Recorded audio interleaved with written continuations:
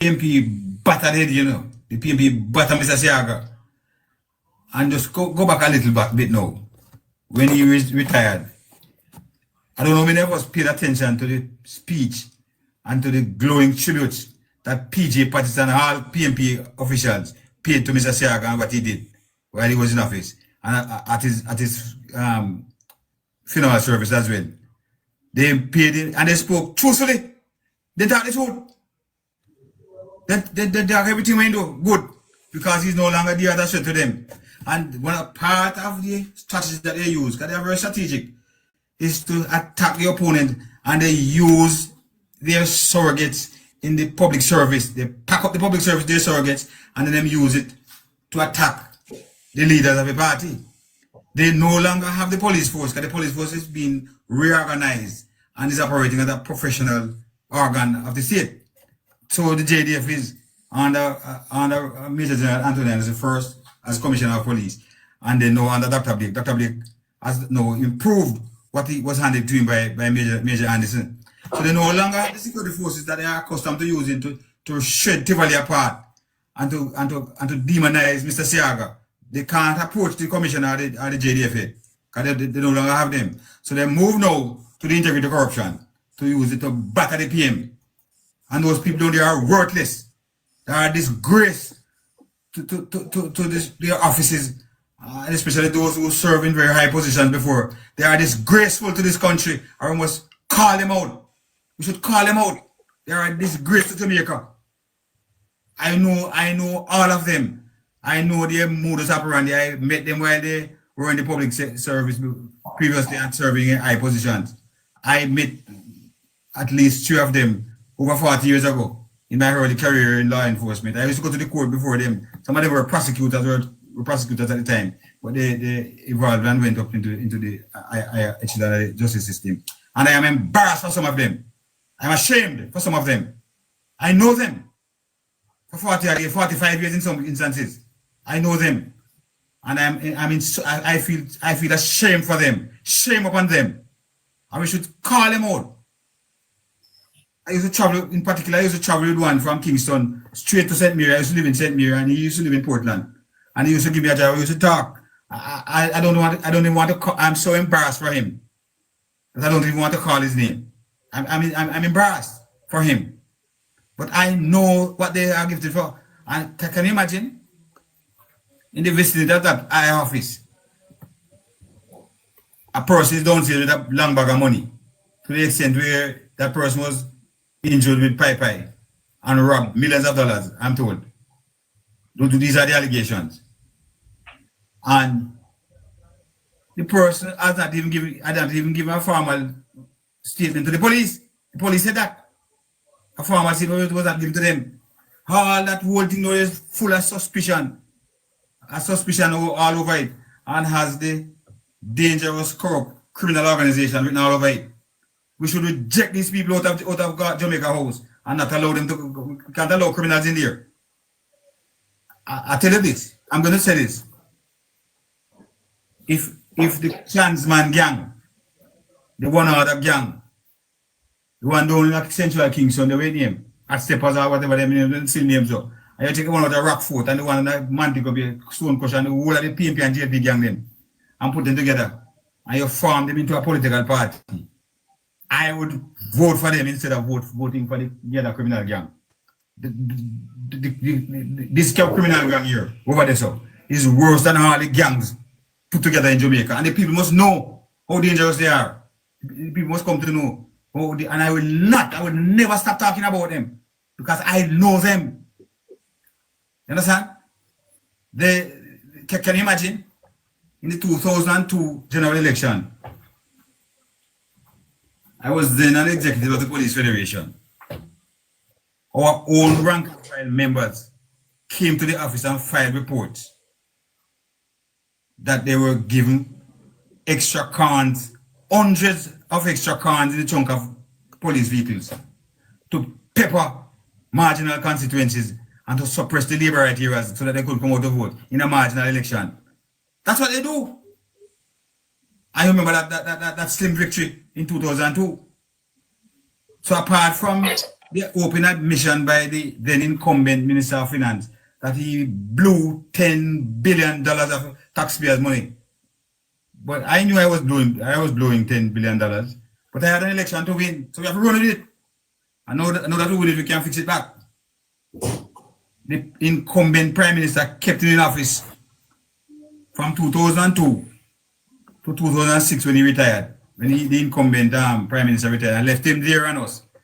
The incoming Prime Minister also kept him until the people vote them out in 2007. That's what they do. So Jamaicans better wake up, you know. Jamaicans better hope then yai them.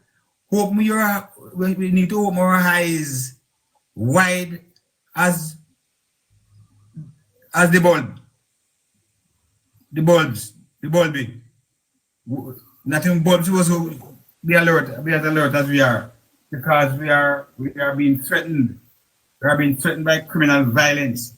We are being threatened by those who want to come in to raid the band and don't plan con. We must open our eyes, and I'm also speaking to supporters of the party who are this up. I'm speaking to your conscience this afternoon. Put aside orange and green and choose Jamaica land we love.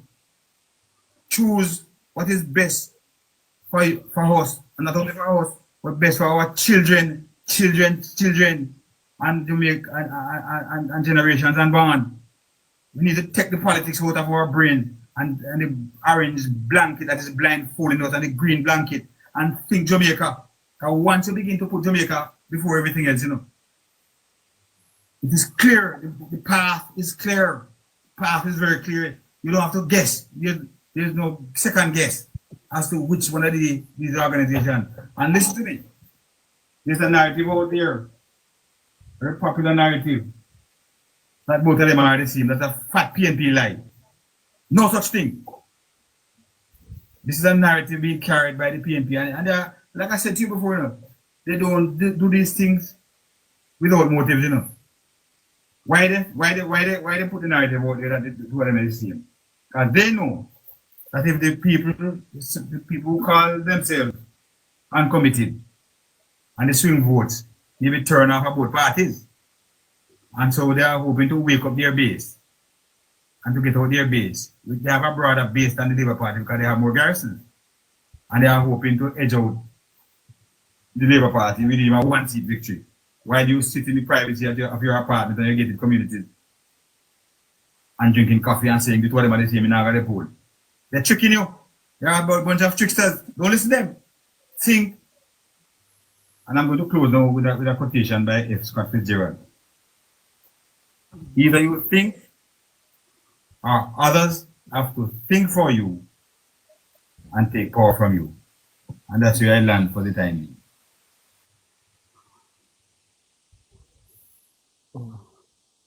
Connecting. What they need to do, you know, there's this lady that has a YouTube channel, Jamaica 411. She's a PNP, staunch PNP. And the PNP should go and listen to her. The lady. And I think she still says she's a PNP, you know. She's not changed from PNP, you know. But she have beat them, you know. What happened, you know? She knows, and current tell her that if keep telling the PNP that Mark Golding is dangerous. No like the man mash up Michael Norman man the party, and she's giving it to them. She said, listen, Kevin Stevenson was at a function in Mandeville with Bunting them, and Kevin Stevenson said he is going to be Andrew Holness' worst nightmare. So the woman I say, yeah, I want to know how I know that. The woman said, well, Bunting chat too much. The woman send every video she do, you know, she send it and point out the lies and so on. How Mark Golding is lying and dangerous. She send the video, make sure to Mark Golding, send it to PNP them. She said, call the PNP, tell them to come and listen. Who have ears to hear, let them hear. But the PNP, the high, we know already correct that I see still with PNP operative a parade as independent member. As you talk about the one that got shot, Ryan Evans, them says a pattern for him, you know. He was Peter Phillips' political advisor. Yeah, and I remember. I mix him up with Craig, what his name? Craig Burst or something like that. I mix him up. Mute dominant. Just come in. Him, yeah, him now the police them say him have a pattern, you know, where him a go at the bank regularly go collect large sums of money. What was that large sums of money that he was collecting for? Because normally people that just do bank transaction. You give me a chance, but that's what they don't want the paper trail. Online transfer. Yeah, online, yeah. But they don't want the paper trail. So who was paying him all those large sums of money? And what was he doing with it? There must maybe have money with bunting them a pay, man. And then when him get shot now, the Pantan come out and say, boy, police now investigate. Police said, no. Them can't even find the man. Because the man That's stealing from him. Yeah. So why is he hiding? Him no shoot him. I remember, you know, the dirty one when them Greg Christie when them talk about the shoot. Go ask the JLP. Ask the government. Ask the government. Yeah. What do you mean by that? Ask them what that means. Yeah. The dirty man, nasty politics, I'm not there play, man. They embarrass sometimes him calling you, believe me. Because these are supposed to be high officials, you know. And they are supposed to be persons of integrity. But remember, you know, George Davis said what him learn, you know. Him said there are some people there where him only want 7 morning to even put a little thing, like put a little 7 people of integrity or anything like that. Him said about 3 of them from the IC, where in the IC there. Him said what he has learned about them, you know, and corruption. That corrupt system, man. You know. Well, in the same right the law, man. You know. Berkeley used to say if Berkeley used to say, you know, if thief could make law, burglar wouldn't be a crime, you know. So the IC law won't catch Mark Gold in time right, you know. So him know how to go around it. Yeah, so you know, so that's why him not have no theme asset in Jamaica or anything like that, man. And then tied up in a trust fund and things. So them not gonna catch him so easy. But that whole is a corrupt system, man.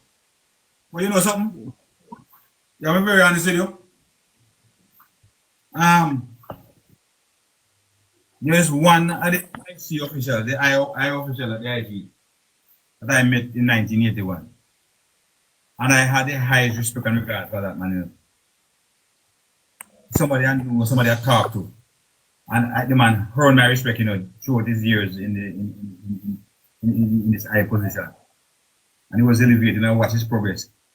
But this criminal organization, you know, makes a deliberate effort and attempt to criminalize public servants. And they go hard and they spend heavily in doing those things. Because they told us, you know. They were the ones who told us, you know, that they believe that it is best for them to run the country. And that Chairman of Life told us that they will do whatever it takes, they will do anything to ensure that they form the government. We are not making up these things on them, you know. They told us. Another one said, pack it up with PMP because we have an agenda. You understand? One next one said, when we go out there hard with $10 billion, you know, we run with it, win the election, you know. And this is your modus operandi, to spend excessively and to do whatever it takes to win. It doesn't matter what it takes. If it means that they are going to swim in the red syrup to Jamaica House, they will do that. So I'm deeply concerned about this massive fine, followed by, I didn't even get a report about the 14 additional amount. But I must commend the security forces, commend the government for providing the resources for them. And to the security forces for the hard work that they are doing. And encourage them. They're my former colleagues, and they have a lot more resources than we had. But I used to go very hard, and others of us used to go very hard. You know something else jumped in my mind a while ago? When I was serving in the corporate area, you know, especially in 1980 during that very violent election, the JLP areas were safe for police to drive in, you know. I would drive into Tiffany Gardens, go just drive inside it. That time Bayer Mitchell was the Don man inside it. I'm going to sit down in a Tiffany and talk to Bayer. You can't get me. When I'm PMP here, don't know me now go. Because they are very hostile to the security forces. Very, very hostile. You other drive going to south side, go talk to Chubby Dread and the same council girl. What's your name? You know what I meet her, you know, when she had a little picnic. Rosie Hamilton. We used to go down rolling them. and talk to them, and they were very friendly. And they warmly welcomed the security forces. And they weren't hostile. You know, they expect nobody to prepare you when you go inside it. You understand? That's not so with Dunkirk and the other places. No, as people starting to appear people in a work island and run a Magra Gully and Burger Gully and parts of Vinatown when they come with their control. No such thing with them. None even worse. And along the mountain strip they come with portion of it. The labor areas they would welcome you. I don't want to have, I remember one day we went into work they would look for Jim Brown and George Flash in 1980. One Brown. The man, Tigo Brown. Jim Brown, the man, Anthony Brown, Tigo Brown, the same one. Calling Jim Brown, Tigo Brown, Tony Brown, attack. And we spent 3 nights and 3 days up there. Your papa is a rock stone, cold go over the rock stone, we sleep on rock stone like a pillar. Because you're just tired and can't go no more, so we just watch each other. And some man get a rest and some man watch in the same time. And the soldier then send food from the helicopter on a rope on the soldier, so make it something for eat. Because the police can't pull it down, so we come up, they can't reach up. And so they share them food. So we work with them long time, you know. And we came down, you know, on JLP here in a Montview there. One woman have one big pot of food, you know, man. The woman was so warm. The woman have soup to give it, curry, goat, rice, and peas, nice food, and whatever did I eat, and was a friend with them. But the Labour Party was always welcoming to the police. Not so with the PNP. The police can't sit down and make mistake with the PNP, you know. PNP don't like police. That's why they don't give them the artillery and the whatever they need to do their work and allow them to be like birds against the criminals. Because they have a lot of criminals into them strongholds, you know. So they can't afford to equip the police and make the police comfortable in a nice station and they work properly because they're going to go against them whole heap of garrisons that they have and them whole heap of gangsters and henchmen. You understand? So the police they can't sit down there because you still have some of them senior colleagues, you know, where just have wait to be able to get any promotion, you know. And let me say this to you, Jamaican, you're talking to Jamaican people, I know. A PNP government would change Dr. Blake. First thing they do is appoint a service commission that would move out Dr. Blake and bring in one of them henchmen, one of them surrogate as commissioner.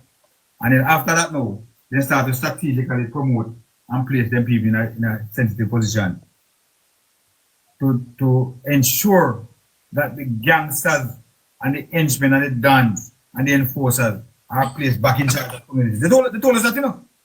Remember they told us that they want to pay fisherman money to go patrol harbor and the government shouldn't buy the patrol boats. Remember that?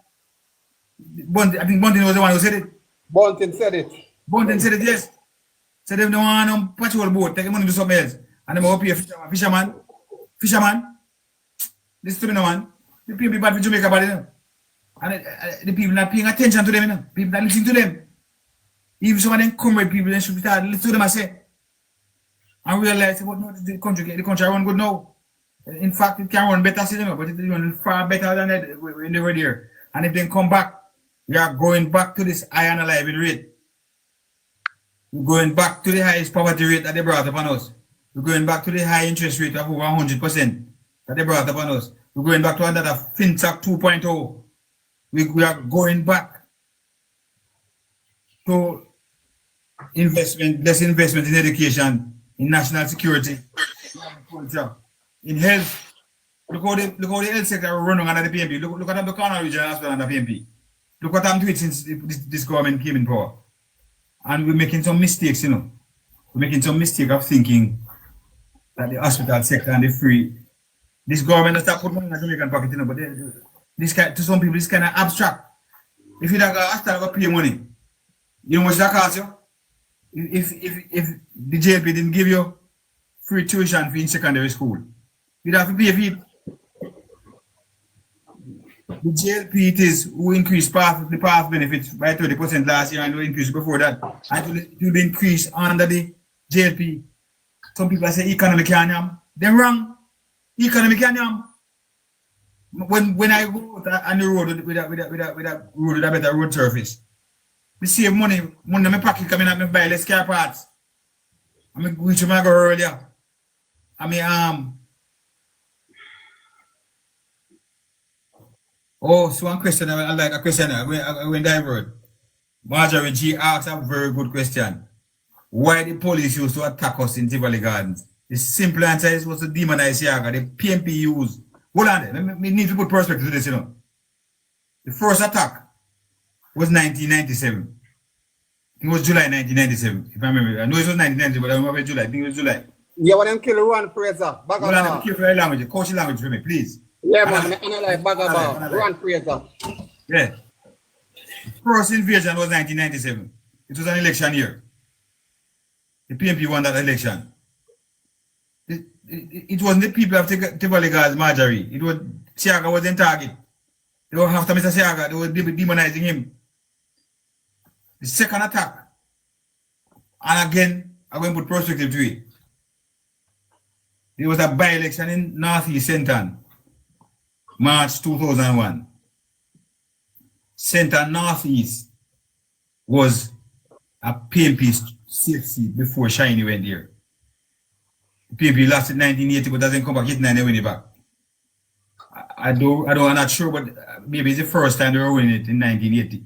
The JLP was in 1980. But we lost it in the first contest election. Monday won it 89, 93. And I think they put this tropical batchman named Danny Melville. So succeeded Monday Boy and won the seat. But Monday Boy treated them very badly, you know. He treat them like animals. The PMP MP down there, Monday Boy.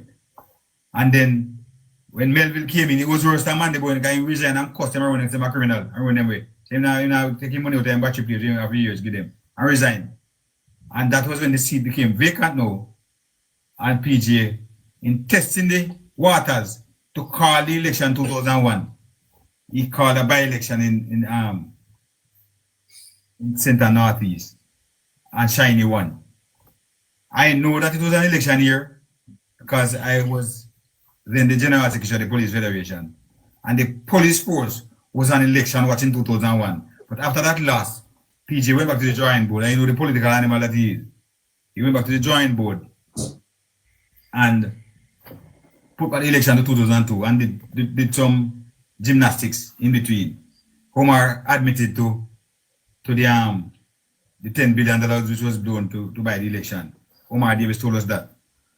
But in addition to that, members of the security forces complained to me while I was on the Federation Executive that their superiors, their commanding officers gave them additional cons, hundreds of additional cons to put in the trunk of their car to prepare the JLP areas and to prepare the marginal constituencies to suppress the JLP voters. I received that report personally while I was an executive of the Police Federation. So they had to do a number of things. Mr. Siaga was, we voted on an issue for Mr. Siaga to be the keynote speaker at the annual conference of the Police Federation in 2001.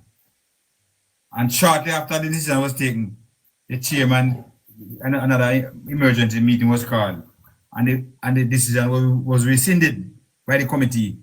6-2, 8 of us are down there. And the initial decision was 6-2. 6 said yes, 2 said no. When they called back the other meeting, the decision was 5-2 and 1 abstained. It changed. And they used the GG instead. And the chairman called me one second. I was offended by it. I was arguing the point. I said, look here, I am such a principled person that I do. I'm a supporter of the Labour Party. I mean support. I wouldn't open the door there because I'm a policeman. My job would come before that. Right? I'm that a professional person. But you saw our little bantering as officers. The PMP one never said this and we have said it and we are talking. But it don't affect my job. No, I don't have nothing to that. And I said, Chairman, you know, I'm a principled individual. And why did you allow anybody to influence you to come back and to change the decision? And if it was PJ selected, I would not change. It was BJ. That's how principled I am. And he said to me, no, you know. I mean, no, see upset, you know. I mean, no one lose the support because your man will come to the table with a lot of things. He said the commissioner of police called me and tell me one caucus bag a bad one. And I asked me if we mad to have Siaga as guest speaker in an election year. That was 2001. May, as early as May. So I knew that the country was in election watch. But because of the victory down there in March 2001, it was setbacks and a number of things were done. And they squeezed through, they barely squeezed through in 2002.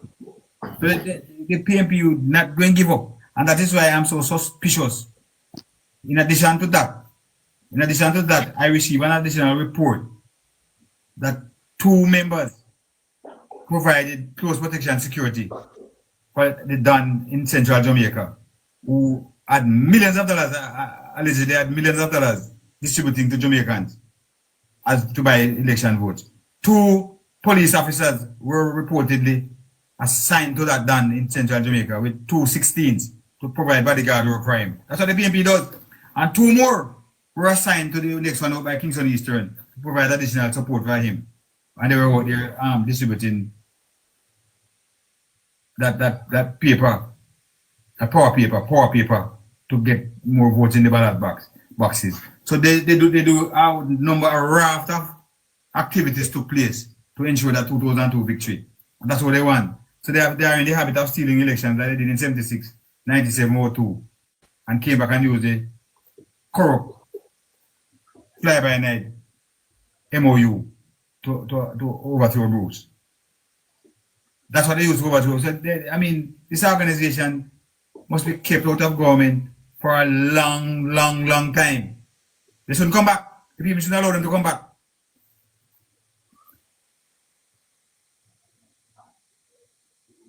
Marjorie G said she was at the funeral service, Mr. Siaga and the police. And so that just start firing wildly. That's what they used to do. And then by the way, when the first invasion took place, 1997, Mr. Patterson was the Prime Minister, K.D. Knight was the Minister, Francis Ford was the Commissioner, and Renito Adams was the ground commander. He led that operation. 2001, nothing changed.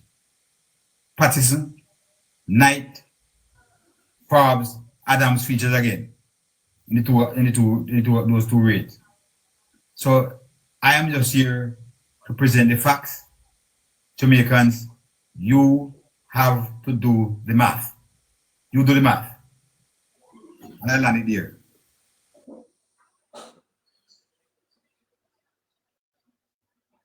Jamaica 87